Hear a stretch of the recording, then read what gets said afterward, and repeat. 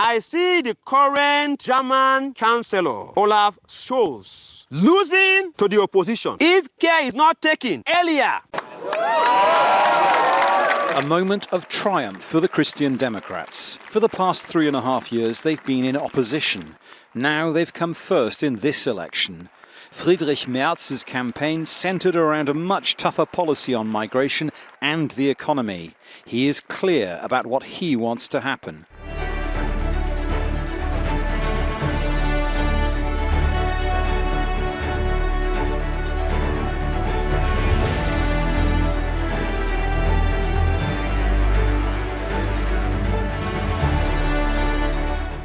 On the 31st of December 2024, during the crossover service in the wilderness with Apostle Peter John Gabriel, the man of God prophesied that Olaf Scholz, the German Chancellor, will lose the 2025 federal elections to the opposition. These were his words. 35. I see the current German Chancellor, Olaf Scholz, losing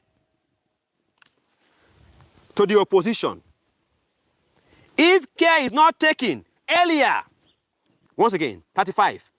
I see the current German Chancellor is their leader, just like President of Nigeria is their leader. Okay? Okay? I see the current German Chancellor, Olaf Scholz, losing to the opponent if care is not taken earlier. This I see happen if there's no move early. In confirmation of God's word, on the 23rd of February 2025, news broke out that the German Chancellor, Olaf Scholz, has lost their 2025 federal elections to the opposition Friedrich Merz, just as Apostle Peter John Gabriel has prophesied. Let us watch what happened. A moment of triumph for the Christian Democrats. For the past 3.5 years, they've been in opposition. Now they've come first in this election. Friedrich Merz's campaign centred around a much tougher policy on migration and the economy. He is clear about what he wants to happen. The world out there is not waiting for us. It is not waiting for lengthy coalition talks and negotiations.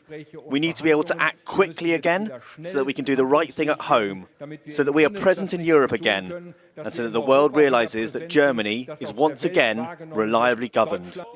It was a triumph also for the Alternative for Germany, or AfD. It achieved the best performance by a far-right party here since the 1930s. For years, its anti-migrant agenda has meant the mainstream parties shunned it. Now, its leader says that should end. We have doubled our votes. They wanted to cut them in half. The opposite has happened, and I must say one thing. Our hand will always remain outstretched for participation in government to implement the will of the people, the will of Germany. We are ready to participate in government. No triumph for the Social Democrats, whose vote share plummeted. Although Olaf Scholz will stay in office for a while, his days as Chancellor are numbered. This is a bitter election result for the Social Democratic Party, and it is a defeat. I think that must be made clear in light of the results. Most voters say they want Germany to take in fewer refugees, have permanent border controls, and to turn asylum seekers away at those borders. Many people want tax cuts, but that is unlikely with the economy in long-term recession. Foreign policy issues were not central. Most of the parties have similar views about the war in Ukraine, NATO, and the positions of the Trump White House. All of this will be for the new government to decide. First, the parties must work out which coalition is possible, and the result means that may not be easy, meaning Friedrich Merz may have to make concessions with his migration plans in order to replace Olaf Scholz as Chancellor. Negotiations may take weeks. Dominic Kane, Al Jazeera, Berlin. We give thanks to God for the confirmation of the prophecy. We are praying for the nation of Germany in Jesus Christ's name. Testimony of Jesus. It's all about Jesus.